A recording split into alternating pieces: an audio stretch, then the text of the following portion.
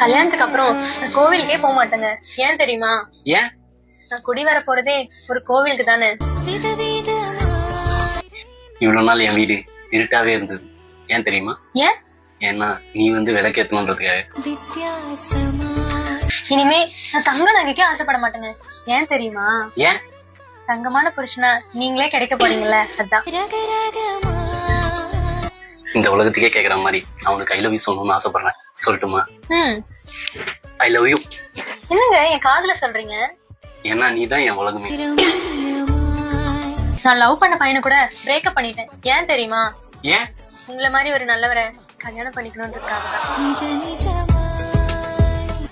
நான் தொட்டு தாலி கட்டின என் பொண்டாட்டியை டைவர்ஸ் பண்ணிட்டேன். ஏன் தெரியுமா? ஏன்?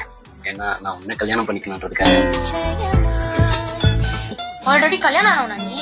ஆளை விட்றா சாமி.